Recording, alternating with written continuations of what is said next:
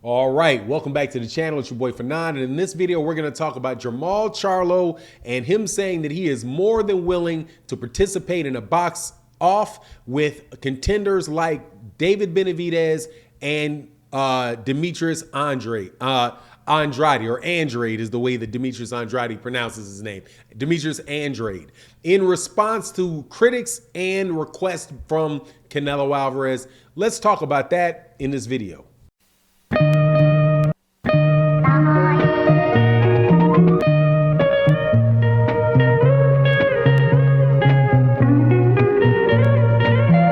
All right, welcome back to the channel. It's your boy Fanon. In this video, we're going to talk about the 60 and 168 pound division and some comments that Jermall Charlo said about what he is willing to do to put himself in a position to get the Canelo Alvarez fight and silence a lot of critics out there who are condemning who he is fighting next in Magic Selecki and the people that he has not fought yet at either 160 pounds or 168 pounds.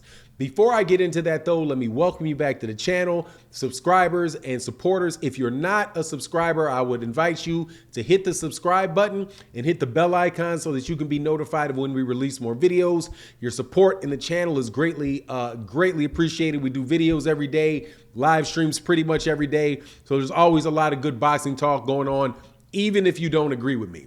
But let's get into this.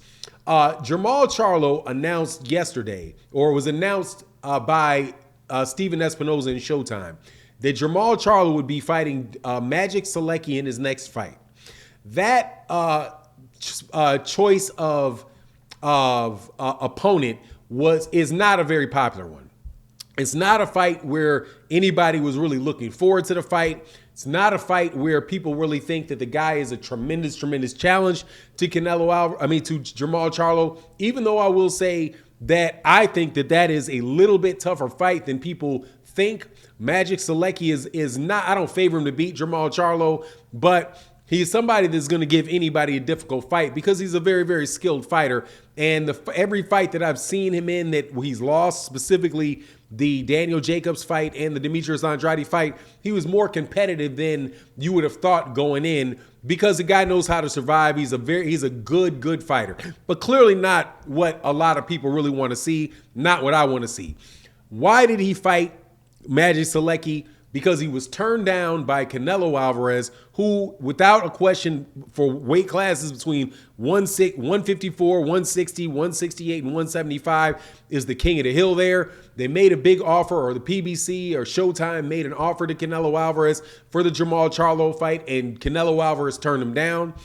After that, he made an offer, or Showtime made an offer to the #1 contender in the WBC, who was Jaime Munguia, and Jaime Munguia turned him down. So presumably he went to, and also my understanding is, according to Jermall Charlo, they were in conversations with 6 or 7 other guys about trying to make a fight, and Magic Selecki was the guy, was the best qualified guy that actually accepted the fight. Now, I don't know who the other 6 or 7 guys are.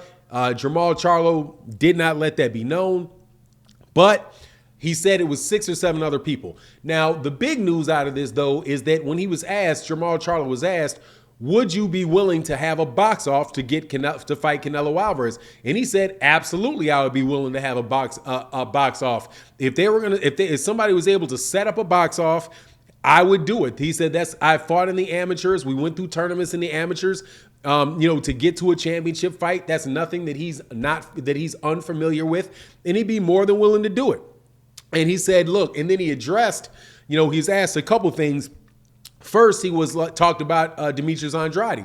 And he's like, look, I'm not ducking Demetrius Andrade. Demetrius Andrade was at 154 pounds, and he was supposed to fight my brother. He pulled out of the fight with his brother, Jermall Charlo, and I moved up weight, right? He said he didn't duck the fight with Demetrius Andrade at 154. He said he moved up weight. He was supposed to fight my brother, and then Jermall Charlo, moved up in weight.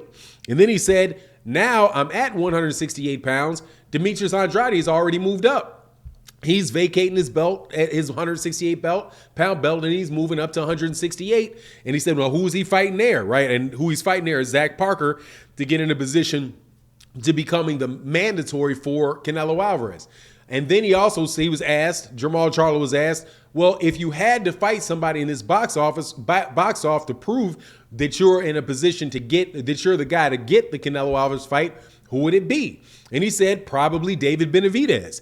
And he said that's because David Benavidez would be a big challenge. He was asked if he thought he would get credit for beating David Benavidez. And he said, I probably wouldn't get credit for beating David Benavidez because David Benavidez lost his belt by using some illegal drugs, missing weight, right? And if I do beat him, I'm probably not going to get a lot of credit. But the man said he'd be willing to get into to have a box off in order to get the fight with Canelo Alvarez. Now, how realistic is it that there's going to be a box off to get Canelo Alvarez? I would say not very. Most box offs are associated with everybody being in a bracket, similar to the World Series of Boxing or the World Boxing Super Series, right? Or the Supers, or Showtime back in the day had something called, the Super Six, where they get all the top guys in the division and they schedule fights for them and they all go through and they get to the top, of that tournament, right?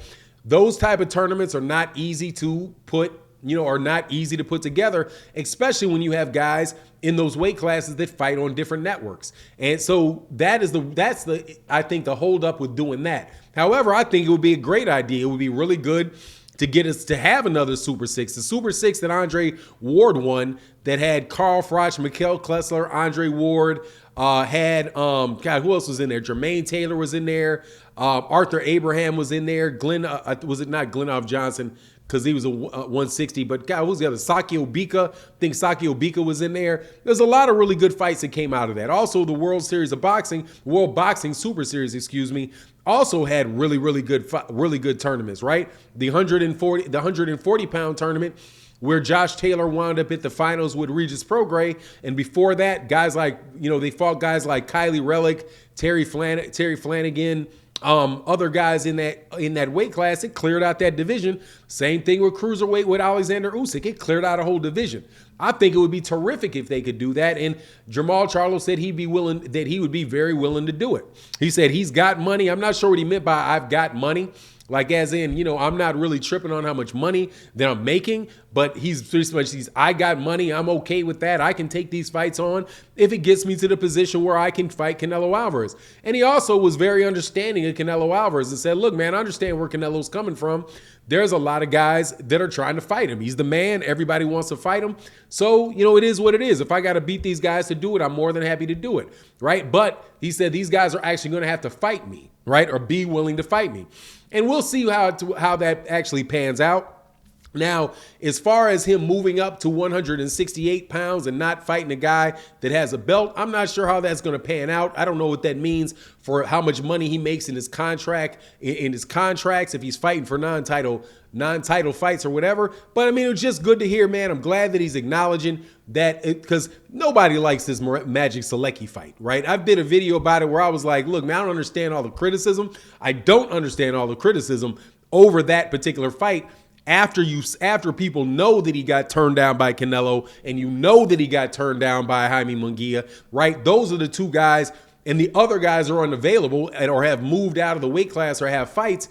I don't understand that type of criticism when you're looking at the particular circumstance as it is right now. The willingness for all of these guys to fight each other in a general sense over a longer period of time, that's a very viable conversation to be had. But anyway, that's what Jermall Charlo said. Hopefully he's able to make that come to fruition and somebody can work that out where all these guys can fight each other, because ain't nothing wrong with any of these fights. Jermall Charlo, Demetrius Andrade would be a good fight. Jermall Charlo versus David Benavidez, good fight. David Benavidez, Demetrius Andrade, good fight. I mean, if for some reason Jaime Munguia was let off the chain to get in the mix of it, those would be good fights. All of those things would be good fights, and nothing that is a bad thing to take place. So when I'm saying, but however, my personal opinion is that everybody should be involved in good fights whenever they can be involved in good fights. And, Canelo Alvarez is the target. So if people are trying to go after the guy that is the big name and the best fight, that's what they're supposed to do. You know what I mean? But anyway, it is what it is. You let me know what you think in the comment section. And with that, I'm out. Peace.